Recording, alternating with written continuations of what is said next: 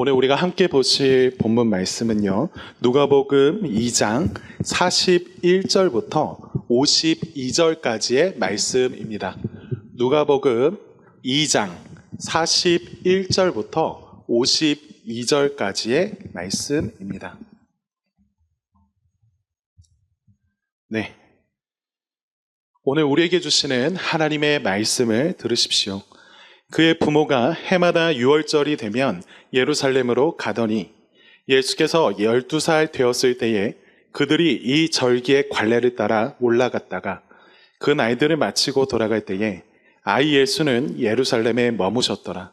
그 부모는 이를 알지 못하고 동행 중에 있는 줄로 생각하고 하룻길을 간 후 친족과 아는 자 중에서 찾되 만나지 못함에 찾으면서 예루살렘에 돌아갔더니 사흘 후에 성전에서 만난즉 그가 선생들 중에 앉으사 그들에게 듣기도 하시며 묻기도 하시니 듣는 자가 다 그 지혜와 대답을 놀랍게 여기더라. 그의 부모가 보고 놀라며 그의 어머니는 이르되 아이야 어찌하여 우리에게 이렇게 하였느냐. 보라 네 아버지와 내가 근심하여 너를 찾았노라. 예수께서 이르시되 어찌하여 나를 찾으셨나이까. 내가 내 아버지 집에 있어야 될 줄을 알지 못하셨나이까 하시니 그 부모가 그가 하신 말씀을 깨닫지 못하더라. 예수께서 함께 내려가사 나사렛에 이르러 순종하여 받드시더라. 그 어머니는 이 모든 말을 마음에 두니라. 예수는 지혜와 키가 자라가며 하나님과 사람에게 더욱 사랑스러워 가시더라. 아멘. 네, 우리는요 누가복음을 계속 살피고 있습니다. 지난주에는 기다림이라고 하는 주제로요, 기다림이라고 하는 것이 단지 우리의 인생의 공백이나 낭비가 아니고 하나님께 깊이 뿌리내리고 또 성숙해지는 시간이면서 동시에 그리스도께서는 그런 우리 모든 기다리는 자의 만족이 되어주신다라고 하는 것을 나눴습니다. 오늘 우리는요 12살 예수님의 소년 시절을 함께 볼 겁니다. 그리고 명절 연휴 끝날에 집으로 돌아가시던 중에 일어난 소동에 대해서 함께 나눌 거예요. 말하자면 예수님의 실종 사건이라고 할 수 있을 겁니다.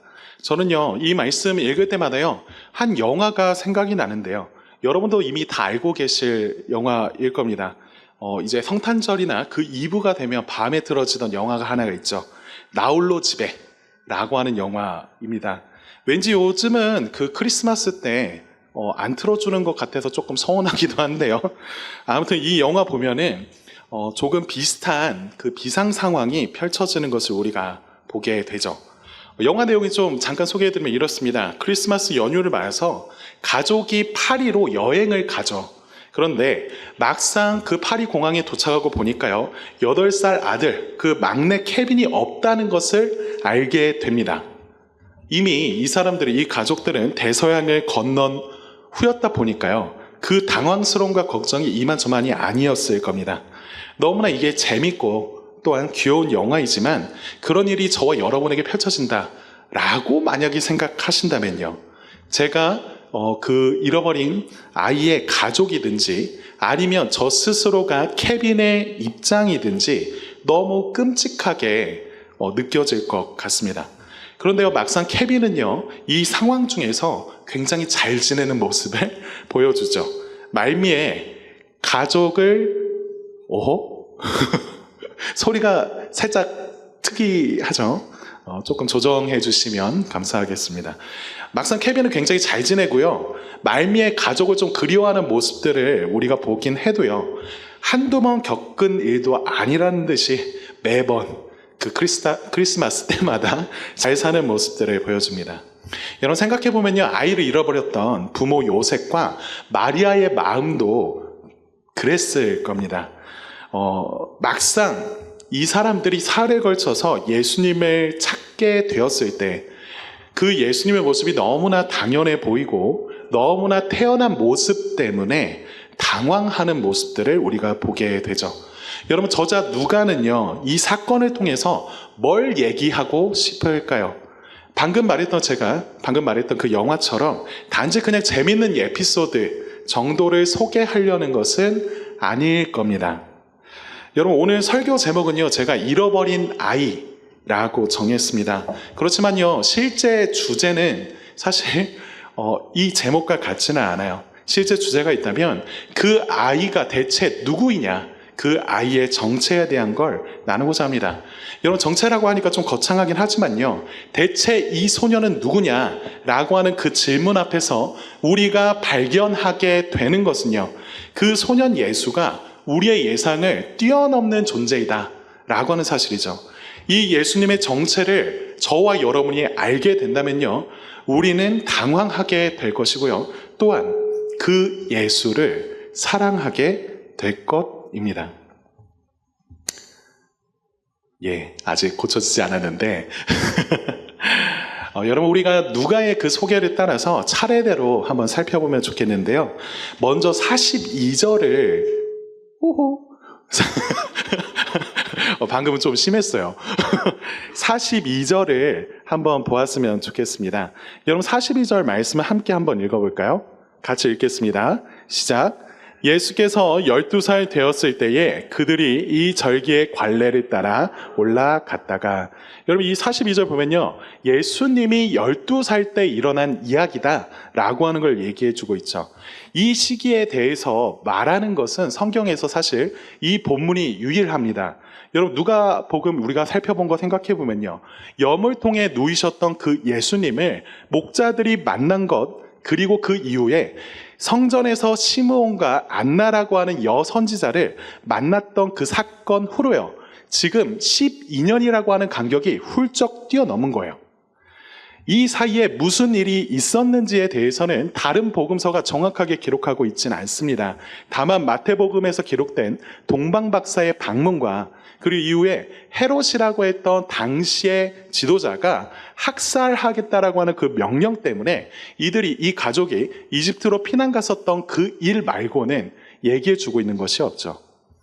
그러니까 오늘 본문은요, 말하자면 예수님이 세례 요한으로부터 세례받고 공적인 사역을 시작하시기 전에 예수님이 앞서서 있었던 사건과 이 사이, 그러니까 유년기와 소년기를 보여주는 유일한 이야기입니다. 다른 복음서 저자는요, 기록하지 않았어요. 그런데 누가가 보기에 이것은 꼭 다루어야 할 만한 중요한 이야기다 라고 하는 생각을 가지고 이곳에 담아 놓은 거겠죠.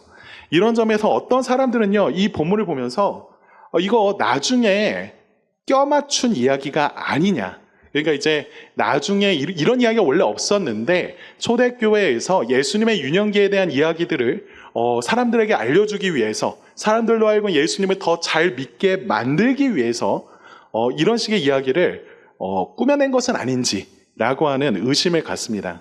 흔히 다른 종교들 보면 그런 식으로 이제 소개하는 경우가 많죠.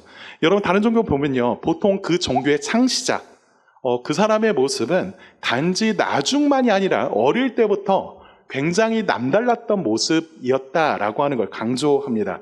비범한 성장기를 꼭 언급하면서 가죠. 마치 인간이라면 절대 불가능할 만한 그런 초월적인 능력을 나타내거나 특징들이 이 사람에게 있었다라고 하는 전부들을 계속 나열합니다.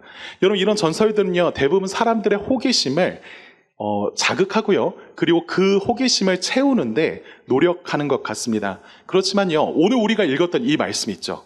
이 말씀은요, 그런 전설들과 비교해 보자면 좀 심심해요.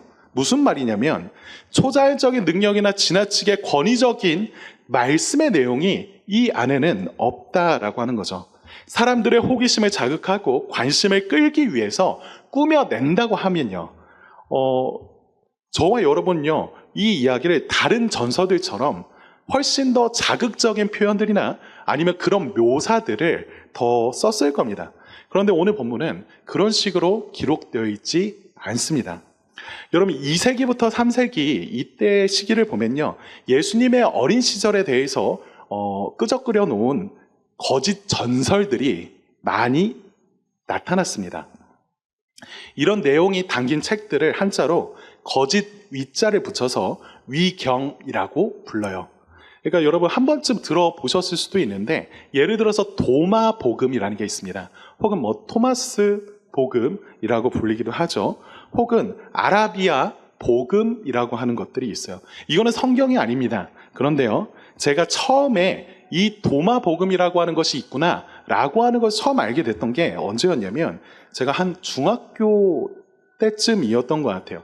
그때 우리나라에 굉장한 열풍을 일으켰던 소설 하나가 있었는데 그게 뭐냐면 테마록이라는 소설이었습니다. 여러분 이거 보신 분들 아실 텐데요. 이 소설 보면 굉장히 재밌는 이야기가 많습니다. 근데 이제 그 안에 성경에는 기록하지 않았지만 사실 예수님에 대해서 그 유아기 때, 소년기 때 굉장히 비밀스러운 얘기가 하나 있더라 라고 하면서 이 도마복음을 소개하는 거예요.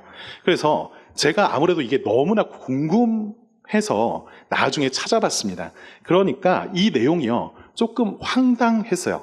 어쨌냐면 도마복음에서는요 예수님의 어린 시절에 대해서 소개할 때 굉장히 특이한 이야기들이 나옵니다. 예를 들어서 예수님이요 5살 때 5살이에요. 5살 때 물을 가지고 놀고 계셨어요. 말씀을 가지고 그걸 모으게 했다가 이렇게 흩었다가 이런 걸 하고 계셨는데 지나가던 어떤 애가 그 물을요 그냥 흩어버렸습니다. 여러분 예수님 마음이 어땠을까요? 기분이 조금 상했을 수 있죠. 그러니까 그때 그 복음서에서는 그 도마복음에서는 뭐라고 주장하냐면 예수님이 화가 나서 그 아이를 늙어버리도록 저주를 했다라고 얘기를 해요. 그러든지 아니면 뭐 이런 것도 있습니다. 길 가다가 어떤 아이랑 어깨가 부딪힌 거예요. 또 기분이 나쁠 수 있죠. 그런데 그런 상황에서 우리가 알고 있는 예수님과 다르게요. 여기에서 이렇게 말을 해요. 너가 그 걷는 걸음을 멈출지어다 라고 하면서 그 아이가 그 자리에서 죽어버립니다. 오우, 심각하죠. 그러니까 여러분 예수님이 어릴 때부터 이런 식의 기적들을 계속 행했다라고 하는 이야기가 가득 담겨 있는 걸 보면요 굉장히 신기하고 놀랍습니다. 그렇지만요 예수님이 그런 삶을 사셨다라고 한다면 우리는 곧 예수님이 앞으로 어떻게 사셨을지에 대해서 이해할 수 있을 거예요. 예를 들어서 예수님은요 애들이 안 놀아줬을 겁니다. 애들이요 같이 안 놀다 보니까 그 도마복음에 어떤 내용도 나오냐면 하도 안 놀아주니까 예수님이 흙을 이렇게 손으로 만지시다가 그 진흙을 이렇게 호흡을 불어서 비둘기로 만드시고 놀았다라고 하는 이야기도 있어요. 여러분 이런 걸 보면요 오늘 본문은요 이런 얘기에 비해서는 굉장히 좀 심심하죠. 그렇지만 그 말은 곧 누가가 이 이야기를 여러분에게 전하길 원할 때 뭔가를 과장하려 했거나 꾸며내려고 하지 않았다라고 하는 증거라는 거죠. 다시 말해서 이 내용은요 다른 종교에 꾸며낸 전설 같은 게 아니라 목격자의 증언을 통해서 기록된 사실이라는 겁니다. 여러분 누가복음 1장과 2장을 계속 읽어가면서 우리가 계속 반복해서 봤던 표현이 하나가 있어요. 그게 뭐냐면 마리아가 자꾸 어떤 사실과 어떤 일들을 보면서 이것을 마음에 새겼다 혹은 그 마음에 두었다라고 하는 표현들이 자주 나타나죠. 여러분 이것은요 마리아가 이 일들을 경험하면서 그 사실들을 깊이 묵상했다라고 하는 것을 보여주면서도요 동시에 이 이야기가 대체 어디로부터 왔냐, 이 누가가 이것을 기록했을 때 이것을 어떻게 할 수 있었지? 라고 하는 것에 있어서 그 출처가 이 마리아로부터 왔다라고 하는 것을 우리에게 알려주죠. 여러분 그렇다면 우리가 물어야 될 게 있습니다. 다른 복음서 저자들과 다르게 왜 누가는 이 기록을 주목하고 또 남겼을까요? 적어도 우리가 예수님에 대해 꼭 알아야 되는 내용이니까 이것을 말했을 겁니다. 여러분 이것을 알기 위해서 우리가 하나씩 하나씩 다시 살펴보면 좋겠는데요. 41절 42절 말씀을 다시 한번 읽어봤으면 좋겠습니다. 41절 42절 말씀입니다. 함께 읽겠습니다. 시작. 그의 부모가 해마다 6월절이 되면 예루살렘으로 가더니 예수께서 12살 되었을 때에 그들이 이 절기의 관례를 따라 올라갔다가, 누가가 앞으로 일어날 그 사건에 대해서 배경을 먼저 설명해 주고 있어요. 보면은 41절에 이것이 일어난 때가 언제이냐, 6월절 때였다라고 하는 것을 얘기해 주죠. 여러분 6월절이 어떤 날입니까? 이스라엘에게 있어서 굉장히 중요한 날이죠. 하나님께서 이스라엘 사람들을 이집트에서 구출하실 때에 어린 양의 피를 통해서 죽음의 심판으로부터 피하게 했던 그 사건을 기념하는 날이 이 6월절이에요. 그러니까 이스라엘에게 있어서 여러 가지 큰 명절이 있거든요. 그런데도 적어도 이 6월절만큼은 꼭 예루살렘에 있는 성전에 가서 예배를 드려야겠다 라고 생각할 만큼 중요한 명절이 이 유월절이었습니다. 또한 누가는요, 예수님의 부모, 그러니까 이제 요셉과 마리아를 두고서 그들이 율법을 잘 지키려는 경건한 사람들이었다라고 하는 것을 보여줍니다. 이걸 어떻게 할 수 있냐면요, 우리가 앞서서 율법을 따라서 아기 예수님을 할례를 받게 하시고 그리고 정결 의식을 치르게 하시는 것도 그렇고요. 그리고 41절에서 이들이 해마다 유월절이 되면 예루살렘으로 갔다라고 말하고 있죠. 여러분 나중 가서 보게 되겠지만요, 예수님은요, 유대 지도자들에게 있어서 율법에 어긋나는 행위를 하는 사람이 이 사람이다. 이 사람은 앞서서 하나님이 우리에게 주셨던 그 모든 명령들과 말씀을 어그러뜨 놓는 사람이야 라고 하는 명목을 가지고 조롱당하시고 또 죽임을 당했지만요, 사실은 그렇지 않았습니다. 예수님은요, 율법을 어릴 때부터 항상 온전하게 지켜오셨어요. 유월절에 예수님이 예루살렘에 오르는 건요, 이미 여러 차례 이 12살 때만이 아니라 그 앞서서도 경험한 일일 겁니다. 누가는요, 이처럼 예루살렘에 가는 게 연례 행사와 같은 일이었지만 이 해가 좀 특별했던 때였다라고 하는 것을 말해주고 있습니다. 그것을 어떻게 우리가 알 수 있냐면요, 그 다음 절 42절에 그 해가 어떤 해였냐, 예수님이 12살이 되던 때였다라고 소개하고 있기 때문이죠. 여러분 12살 된 게 뭐가 특별하다는 걸까요? 여러분 우리가 보기에요, 12살은요 그냥 초등학교 5학년 정도 되는 아직 어린 꼬맹이라고 말하면 좀 그럴 수 있을 것 같은데, 제가 생각해도 좀 그렇긴 합니다. 저도 이거는 그냥 개인적인 이야기라 넘어갈게요. 무슨 얘기 하려고 했냐면, 저도 초등학교 6학년 때 키가 지금 키였거든요. 그때 이후로 옆으로 커지기만 했습니다. 그러니까 이제 뭐 겉보기에는 그렇지 않아도 그 마음 생각해보면 그냥 어린 사람이잖아요. 소년이라고 부를 수 있을 겁니다. 그런데요, 유대 사회에서 12살은요 성인식을 앞둔 마지막 해를 의미했어요. 그러니까 12살이 끝날 무렵에 아이는요 성인식과 같은 그 의식을 통해서 공식적으로 내가 이스라엘 사람으로서 이 율법에 멍에를 메고 하나님의 뜻을 따르는 사람이 되었다라고 하는 것을 고백했습니다. 그러니까요, 이제 13살이 되면 종교적으로나 사회적으로나 성인으로서 책임 의식을 가지고 살아가야 되는 거예요. 그러니까 지금 예수님이 12살이다 라고 하는 것은 성인 남성으로서 책임을 다하기 위해서 아버지로부터 앞서서 집중적인 멘토링과 훈련을 받아야만 하는 그런 때였다라고 하는 것을 의미하죠. 그러니까 이 시기에 요셉은요, 예수님에게 굉장히 여러 가지의 것들을 가르치셨을 겁니다. 말하자면 이런 걸 거예요. 한편으로는 목수로서 일을 하기 위해서 나무의 제목들이 어떤 특징들이 있고 무엇인지를 가르쳐 주었을 거고요. 나아가서 그 유월절에 예루살렘을 향해서 걸어 올라가면서 이 유월절이 이스라엘에게 있어서 어떠한 의미이고 그때 이루어지는 여러 가지의 의식들이 우리에게 어떤 의미가 있는지, 우리의 삶에 어떤 상관이 있는지를 하나하나 설명해 줬을 거예요. 여러분 예수님은요, 이 모든 상황 중에서 아버지로부터 아버지 요셉을 통하여서 이 12살이 되던 때에 이 모든 것들을 계속 배우면서 그 내용들을 받아들여야 됐고 그 안에서 성장하셔야만 했습니다. 여러분 이런 모습들을 한번 상상해 보시면 좋겠어요. 아버지 요셉이요, 예수님을 성전 안으로 데리고 들어가는 거예요. 여러분 그럼 그 성전 안에는 무슨 일이 펼쳐지고 있을까요? 그 성전 뜰에서 제물을 잡아서 드리는 그 모습들이나 그 상황들을 보게 될 때마다 그것이 우리의 신앙과 우리의 삶에 어떤 관련이 있는지에 대해서 예수님은요, 아버지 요셉으로부터 들었고 배웠고 그 사실들이 무슨 의미를 갖고 있는지에 대해서 더욱더욱이 깊이 알아가셨습니다. 여러분 43절과 44절 한번 볼까요? 함께 읽겠습니다. 시작. 그 날들을 마치고 돌아가실 때에 아이 예수는 예루살렘에 머무셨더라. 그 부모는 이를 알지 못하고 동행 중에 있는 줄로 생각하고 하룻길을 간 후 친족과 아는 자 중에서 찾되. 여러분 지금 그런 상황 중에서 너무나 중요해 보이는 이때에 사건이 하나 발생하죠. 이제 명절을 마치고요, 집으로 돌아가야 합니다. 그렇게 돌아가고 있는데 어떤 일이 하나 발생해요.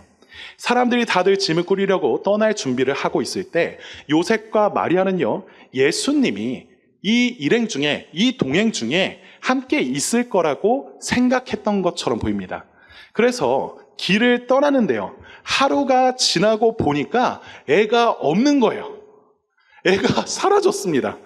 여러분, 지금 우리가 보기에요, 이게 너무나 황당하고 이해가 안 되는 부분입니다. 아니, 자기 애가 사라졌잖아요. 자기 애가 사라졌다라고 하는 걸 하루가 되도록 모를 수가 있나 싶은 게 우리의 생각이죠. 그런데요, 우리는 잠깐이라도 애가 안 보이면 뭔 일인가 싶어서 난리가 날 텐데, 어떻게 이렇게 엄마와 아빠가 애한테 관심이 없고 무책임할 수가 있나 싶지만, 이것은요, 당시 문화에 대해서 우리가 잘 모르기 때문에 오해하고 있는 겁니다. 여러분, 그 당시 문화는요, 지금보다 훨씬 더 공동체가 강했던 문화였어요. 우리나라도 할아버지 할머니 때 얘기나, 아니 여러분들 그 응답하라 시리즈 같은 거 이렇게 보시면 똑같았다라고 하는 것을 봅니다. 애 하나를요, 아빠 엄마만 신경 쓰고 키우는 게 아니죠. 마을에서 그 한 아이를 그 마을 전체가 함께 같이 키우는 걸 봅니다. 지금에야 동네 아이 밥을 못 먹었다고 해서 밥 좀 주겠다고 자기 집에 데려간다. 이거는 엄청난 일이잖아요.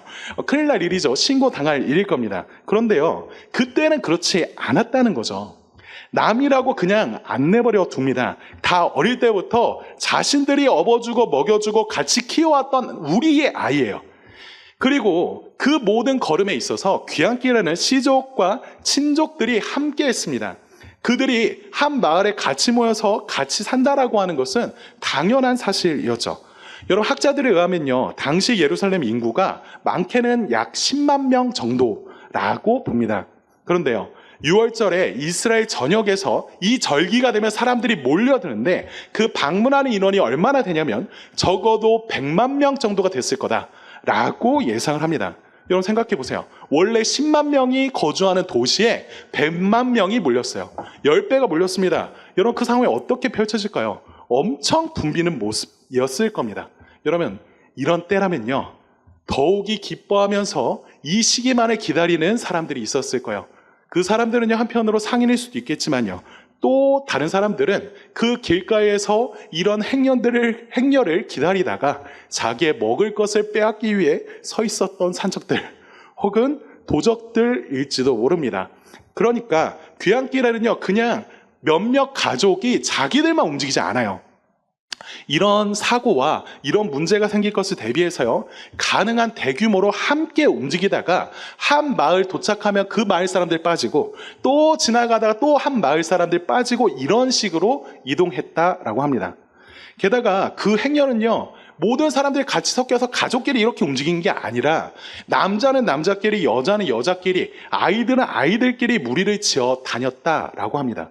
그러니까 이거는 지극히 제 생각이지만 아마도 아이가 눈에 보이지 않으면요, 이 아빠 요셉이나 엄마 마리아는 둘 다 아빠가 챙겼을 거야, 엄마가 챙겼겠지 라고 하면서 짐작했었던 것 같아요.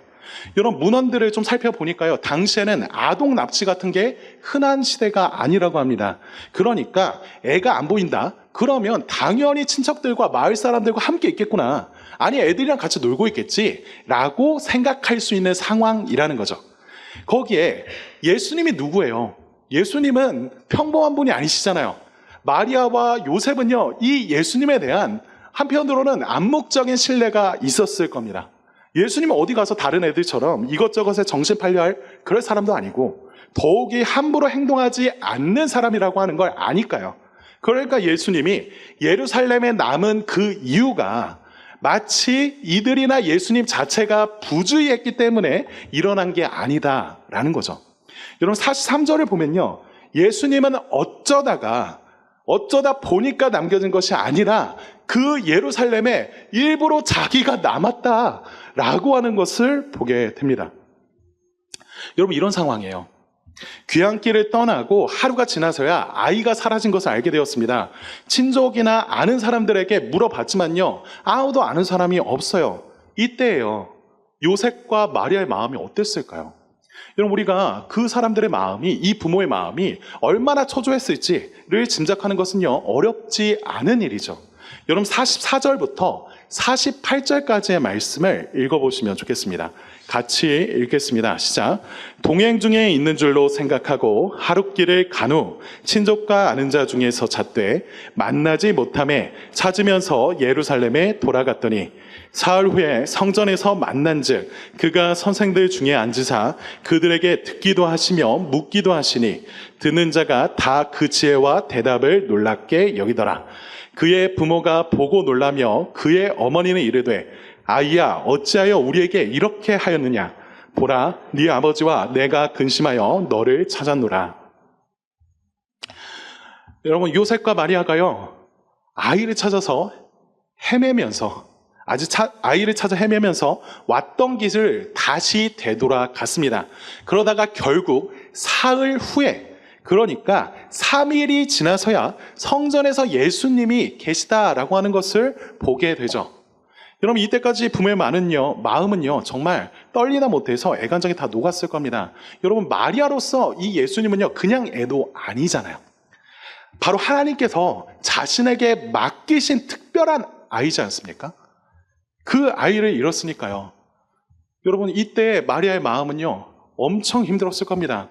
때로는 서로에게 원망하는 말도 건넸을 거고요, 무엇보다 스스로에게 엄청 자책하는 말들을 했겠죠. 그러다가 성전에서 예수님을 발견했을 때 이들이 보고 경험하는 것은요 굉장히 놀라는 것이었습니다.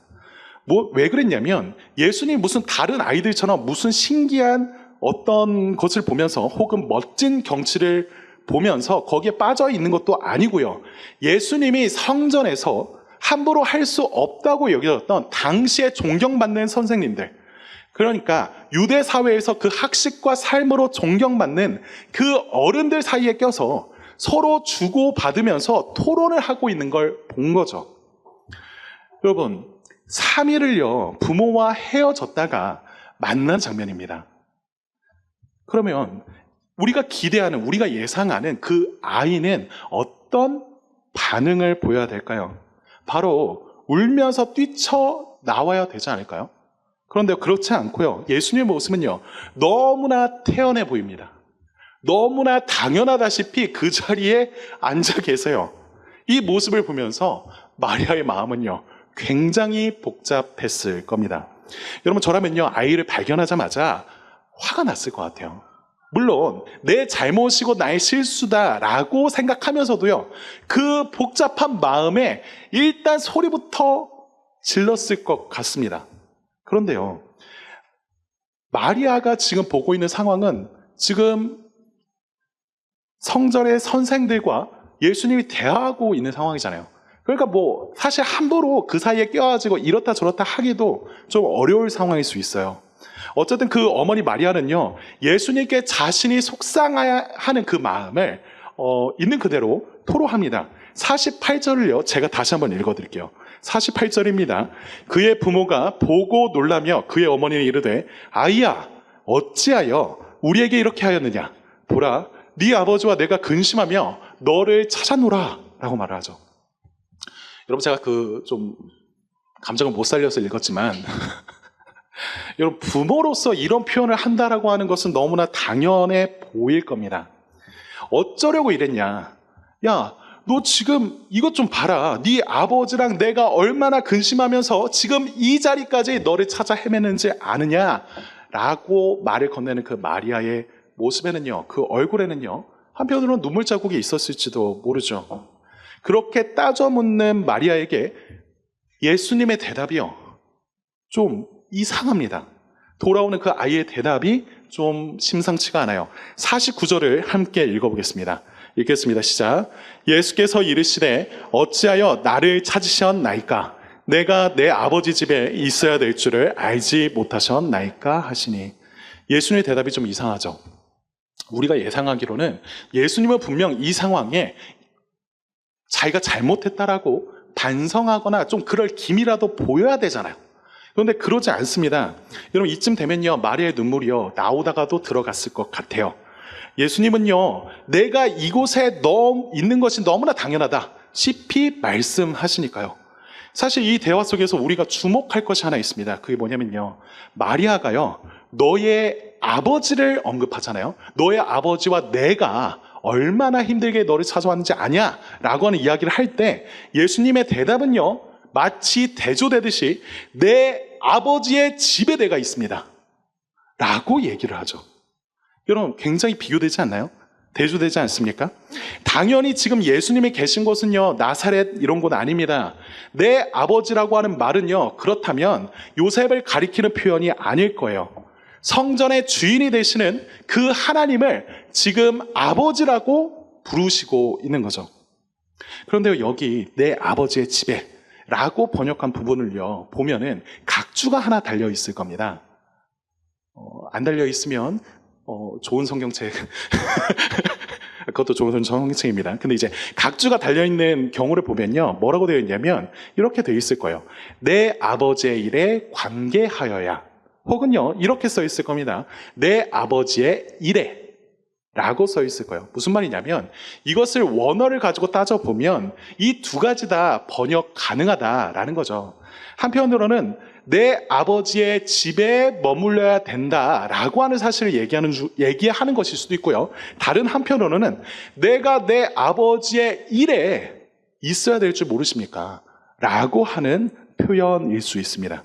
여러분, 이 대화를 우리가 잘 이해하기 위해서는요, 앞서서 제가 언급드렸던 유대인의 그 전통, 12살이 되었다고 하는 것이 어떤 의미였는지를 다시 생각해 볼 필요가 있습니다. 여러분, 12살은 아까 뭐라고 했어요? 성인식을 앞두고 아버지로부터 집중적인 멘토링을 받는 때다라고 말을 했죠. 그러니까요, 마리아가 지금 예수님께 따지고 있는 그 말은요, 속상함을 말하는 것이면서도요, 또 다른 한편으로는 이런 의미를 내포하고 있는 거예요. 틴켈러 목사님이 이 부분을요, 이렇게 설명을 합니다. 마리아의 질문은 어떻게 너의 아버지에게 이럴 수가 있느냐? 라는 말이었다라고요. 좀 더 설명드리면 이런 거예요. 올해가 대체 무슨 날이냐?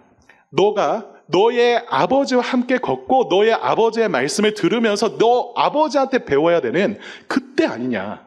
적어도 올해만큼은 너의 아버지 곁에서 함께 꼭 붙어 있어야 되는 거 아니니? 이게 누가가 앞서서 이때가 12살이었다라고 하는 것을 언급하는 이유라고 합니다. 여러분, 이렇게 보면요, 예수님의 대답은요, 이런 의미가 되는 거죠. 지금 질문했습니다. 어머니가 물었죠. 어떻게 너희 아버지한테 이럴 수 있어? 라고 하니까 예수님은 이렇게 말씀하시는 겁니다. 네, 그렇습니다. 그래서 제가 저의 아버지 집에 있습니다. 여러분, 이해되시나요? 예수님이요, 지금 그 마리아의 질문을 그대로 받아서 자신이 어떤 존재인지, 자신이 어떤 사람인지를 다시 나타내서 보여주고 계시다라는 거예요. 여러분, 제가 복잡하게 말했지만요, 간단하게 말해서 우리는요, 여기에서 한 소년이 자신의 정체성이 무엇이고 자신의 사명이 무엇인가를 깨닫고 그것을 나타내는 모습을 보게 되었습니다. 반면 우리가 이 말씀, 누가가 기록한 이 소년 예수의 주장을 통해서 깨닫게 되는 것이 있다면요, 이런 거죠. 그분은요, 우리로서 완전히 이해하고 파악할 수 있는 존재가 아니다라는 겁니다. 다시 말씀드릴게요. 여러분, 이 말씀을 보면 우리가 느끼게 되는 감정이 뭐예요? 그리고 이 마리아와 그의 부모인 그 요셉이 경험하는 바가 뭡니까? 이 아이는요, 우리가 이해할 수가 없는 존재예요. 우리가 완전히 예상하고 파악할 수 있는 존재가 아니라는 거죠. 본문은요, 이 소년이 완전한 인간이자 완전한 하나님이라고 말하고 있죠. 그런데 50절은요, 마리아와 요셉 역시 이 말을 이해하지 못했다라고 말합니다. 50절 말씀 같이 읽어볼까요? 함께 읽겠습니다. 시작. 그 부모가 그가 하신 말씀을 깨닫지 못하더라. 여러분, 이거 좀 이상한 표현 아닌가요? 여러분, 마리아, 요셉은요, 예수님이 누구로부터 왔는지, 이 존재가 어떤 존재인지에 대해서 전혀 모르는 사람이 아닙니다.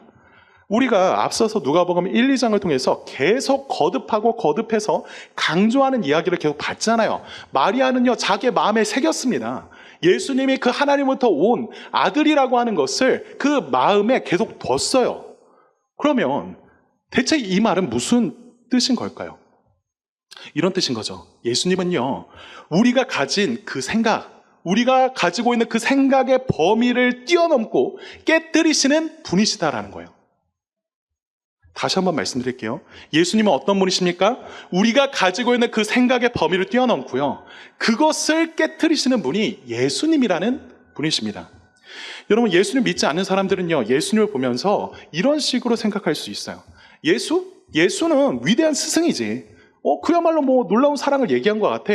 누가 보더라도 성인이라고 말할 수 있겠다라고 생각할지 모르죠. 그렇지만요, 정작 예수님은요, 그 평가가 자신에게 적당하지 않다라고 말씀하십니다. 예수님은요, 그렇게 주장하신 적이 없어요. 예수님은 자신을 두고서 자신이야말로 하나님의 아들이라고 지금 말씀하고 계시고요, 그 말은 하나님의 아들이라고 표현한 자신이 그 하나님과 동일한 본질과 속성을 가지신, 동일한 위치를 가지신 하나님이시다라고 하는 것을 말해주고 있는 거죠. 여러분, C.S. 루이스라고 하는 사람 여러분 기억하실 겁니다. C.S. 루이스가요, 이런 말을 한 적이 있어요. 예수님의 주장과 행동을 진지하게 받아들인다면 그분의 정체는 세 가지 가능성밖에 없다. 어떤 가능성입니까?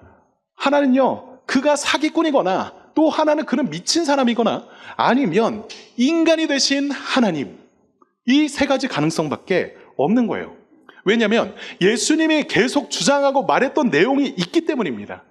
예수님은요, 그저 저와 여러분의 어떠한 생각처럼 그분 자신을 위대한 스승 정도로 여기게끔 두지 않으셨습니다. 그냥 놀랍게 사랑을 실천한 사람 정도로서 자신을 나타내지 않으셨어요. 자신은요, 부모와 자식 간의 노인, 이 너무나 당연해 보이는 의무조차도 다 뛰어넘고 깨뜨릴 수 있는 존재이다 라고 주장하고 계시는 겁니다. 우리는요, 이 모습들을 보면서요, 예수님 너무 이상하다.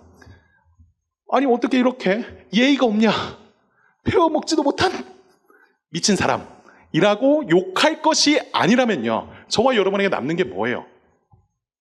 그가 사기꾼이거나 아니면 그분이 경배받아야 될 하나님이시다라고 하는 사실이죠. 여러분, 이 사실은요, 예수님을 믿지 않는 사람에게만 해당하는 말이 아니고요, 예수님을 믿는 사람에게 있어서도 예수님은 이해되지 않고 우리의 생각을 뛰어넘는 분이시라고 하는 걸 발견하게 해줍니다. 여러분, 예수님 믿는 사람이라고 해서 예수님이 하고 계신 그 주장, 그리고 예수님이 하고 계신 그 모든 행동들이 다 이해되는 것은 아니잖아요. 오히려 이해할 수가 없어서 너무나 당황스러울 때가 많죠. 선하신 하나님이라면, 이분이 사랑이신 분이라면 마땅히 내가 생각한 대로 그 좋은 목적과 좋은 일을 위해서, 말하자면 내가 예수님을 위해서, 하나님을 위해서 살겠다라고 하는 그 모든 것에 폭을 주셔야 될 것 같은데, 예수님이 말씀하셨던 대로 열심히 기도하고 신앙생활하는 사람이라면 하나님께서 당연히 그 사람을 도우셔야 된다라고 생각하지만요, 성경을 보면요, 우리의 예상을 벗어나는 이야기가 또 너무나 많습니다. 여러분, 하나님이요, 저와 여러분을 그냥 막 억지로 대하신다라고 하는 게 아닙니다. 우리는요, 예측 가능하고 통제 가능한 하나님을 생각하고 원해요. 그렇지만요, 진짜 하나님은요, 우리의 예측을 뛰어넘는, 우리의 마음대로 통제할 수 있는 분이 아니시다라는 거죠. 어쩌면 지금 이곳에서 우리들 중에는요, 이 예수님을 보면서 대체 왜 그러시냐 라고 하는 그 질문이 계속 머무는 분이 있을지도 모릅니다. 하나님, 예수님, 당신이 정말 사랑이시라고 한다면 어떻게 저에게 이럴 수가 있습니까? 왜 내 삶에 이런 일들이 일어나야 되는 거냐고요. 여러분, 이에 오늘 본문은요, 말하는 겁니다. 때로 그분이 우리로 당장에 납득할 만한 대답을 주시지 않을 수도 있다고요. 예수님은요, 이해되지 않는 이상한 대답을 하시는 거죠. 여러분, 마지막 부분을 살피겠습니다. 여러분, 그렇다면요, 예수님이 이처럼 이해되지 않고 우리의 예상을 벗어나는, 그래서 우리의 마음을 때로는 불편하게 만드시는 분이라면요, 왜 우리가 그분을 따라야 할까요? 왜 그럼에도 불구하고 우리는 그분을 나의 하나님이요 나의 주라고 생각하면서 따라가야 할까요? 여러분, 그 대답은요 51절에 있습니다. 51절 말씀을 함께 읽어봅시다. 읽겠습니다. 시작. 예수께서 함께 내려가사 나사렛에 이르러 순종하여 받드시더라. 그 어머니는 이 모든 말을 마음에 두니라. 어머니는요 또 마음에 둡니다. 여러분, 저는요 이 말씀을 준비하면서 이 51절 말씀에 자꾸 눈이 갔습니다. 왜냐면요, 예수님이요 자신의 정체를 밝히 드러내셨잖아요. 그런데 자신의 정체를 드러내는데 부모라고 하는 사람이요, 이 예수가 누구인지, 왜 이런 말을 하는지 알아듣지를 못해요. 그런데 그런 부모를 두고서 예수님이 하시는 일이 뭡니까? 그 부모를요, 그 말귀를 알아듣지 못하는 부모를 함께 모시고요 다시 나사렛으로 내려가십니다. 사실 인간적으로 보면요, 예수님은요 나사렛 말고 성전에 머무시는 게 더 좋을 수도 있어요. 여러분, 유학하는 이유가 그거잖아요. 그래도 좀 말이 잘 통하고 배울 것이 있는 사람들과 함께 하면서요 성장하는 게 더 낫지 않습니까? 이스라엘의 뛰어난 선생들, 누가 보더라도 너무나 위대해 보이는 그 종교 지도자들과 함께 대화하고 질문하고 토론하면서 지내는 게 더 나을 수도 있어요. 그런데요, 예수님은 그렇게 하지 않으십니다. 여러분, 나사렛에 무슨 지식인이 있겠습니까? 다들요 예수님 말 건네도 그 말이 무슨 뜻인지 못 알아듣겠다 할 사람들이 수두룩하죠. 그런데도요 예수님은요 자신이 누구인지 드러내셨지만 그것을 알아듣지 못하는 이 부모와 함께 다시 나사렛으로 내려갔고요, 그리고 마땅히 그래야 한다는 듯이 그 부모에게 기꺼이 순종하십니다. 여러분, 이게요 복음이에요. 복음이 무엇인지를 우리에게 소개해주고 있습니다. 예수님은요 자신의 말을 알아듣는 자들 혹은 알아듣지 못하는 자들을 나누어서 대하지 않으셨어요. 예수님은요 부모님께 자신의 뜻을 내어드리고요 순종으로 복종하는 그 모습들을 나타내 보이시는 것, 이 모든 것은요 누구를 위함입니까? 이들만이 아니고요 그분의 백성이요, 이제 예수가 무슨 일을 행할지, 어떤 일로서 이 땅 가운데 왔는지 전혀 이해하지 못하고 알아듣지 못하지만 와닿지 않아서 힘들어라고 말하는 그 사람들을 향하여서 보여주는 그림인 거죠. 우리는요 이것을 통해서 우리가 항상 신실하지 못하더라도 그때조차도 하나님께서는 예수 그리스도를 통해 우리에게 언제나 신실하실 것이다 라고 하는 것을 보여주십니다. 그분의 뜻에 자신의 뜻을 꺾는 거, 여러분 쉽지 않죠. 그런데 우리는 계속 꺼려합니다. 하나님 뜻이 너무나 명백해 보이지만 이해가 되지 않아요. 내 상황에선 그런 거 적당하지 않다라고 생각이 됩니다. 그때 꺼려하는 그 순간에도 우리는요 하나님의 약속과 신실하심을 확신하면서 서 있을 수 있는 이유, 여기에서 발견하는 겁니다. 여러분, 그리스도께서 자신의 전생애를 우리에게 온전히 내어주신 만큼 기꺼이 낮아지시고 순종하셨습니다. 예수님이요 요셉과 마리아를 사랑하고 그들에게 순종하며 그들을 위하셨기에 저와 여러분은요 그 예수님이 그 자신의 백성을 사랑하고 섬기시며 언제나 그들이 말귀를 못 알아듣는 그 순간에서도 그런 백성들을 위하신다라고 하는 걸 믿을 수 있습니다. 요셉과 마리아를 향한 그분의 신실하심, 이 모습은요 우리를 향한 그분의 결코 끝나지 않고 결코 실패하지 않는 신실하심에 대한 그림을 소개하죠. 여러분, 앞서서 요셉과 마리아가 이해하지 못했던 말 49절에서 내가 내 아버지의 집에 있어야 될 줄 알지 못하셨느냐 라고 하는 그 말에요 또 하나 주목할 표현이 있습니다. 예수님은요, 이 말씀을 하실 때 그냥 내 아버지 집에 있었습니다 라고 하는 식으로 표현하지 않고요. 여기 원어를 말씀드려도 죄송해요. 근데 이제 이 원어가 굉장히 특이한 한 단어가 들어가는데 동사가 반드시 해야만 하는 필연성을 나타내는 단어 하나를 집어넣습니다.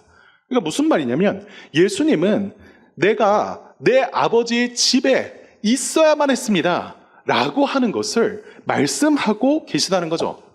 이 일은 반드시 일어나야만 했고 자신이 해야만 했던 일이다 라고 말씀하시는 겁니다.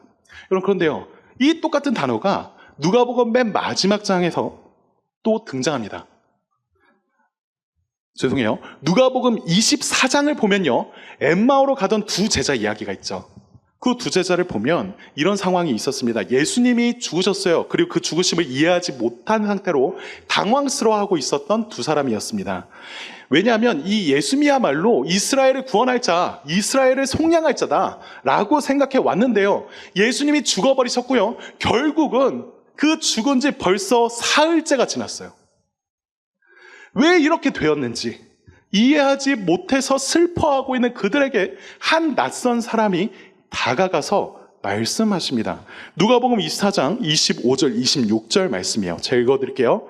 이르시되 미련하고 선지자들이 말한 모든 것을 마음에 더디 믿는 자들이여, 그리스도가 이런 고난을 받고 자기의 영광에 들어가야 할 것이 아니냐 하시고. 무슨 말입니까? 예수님께서 이렇게 말씀하시는 거예요. 야, 니네 진짜 한참 몰라도 모르는구나. 그리스도가 죽어야만 한다는 사실, 내가 반드시 죽기 위해서 이 땅 가운데 왔다라고 하는 거 모르냐 라는 거죠. 여기 들어간 단어가요, 아까 전에 누가복음 2장 49절에서 내가 내 아버지 집에 있어야 될 줄 알지 못하셨느냐라고 말하는 데 들어간 그 단어, 반드시 일어나야만 하는, 반드시 해내야만 한다라고 하는 그 동사와 똑같은 말입니다. 여러분, 오늘 말씀이 소개하는 예수님은요, 이런 분이세요. 이런 말씀 맺겠습니다. 제가 무슨 말을 할까요? 그리스도께로 오십시오. 너무 당연한가요? 그리고 우리가 그분이 어떤 분이신지, 그분이 하시는 일들이, 그분이 하시는 말들이 도저히 감당하지 못할 만큼 이해되지 않고 답답해하는 그 순간에 우리는요, 우리의 삶 속에서 하나님의 신실하심, 하나님께서 우리를 위해서 행하신 그 모든 일들이 반드시 자신이 해내셔야만 하는 일이라고 여기셨던 그 소년의 이야기로요, 그리고 그 결국으로 죽음의 자리까지 나아가 그 십자가에 서신 분에게로요 향해야만 할 겁니다. 그것은요, 우리로 하여금 나는 이해하지 못하고 잘 모르겠지만 하나님, 당신은 언제나 신실하셨습니다 라고 말하게 해줄 거예요. 예수 그리스도를 보십시오. 그에게로 나아가십시오. 그분이 저와 여러분을 위하여서 행하신 신실하심을 함께 찬양하고 기도합시다.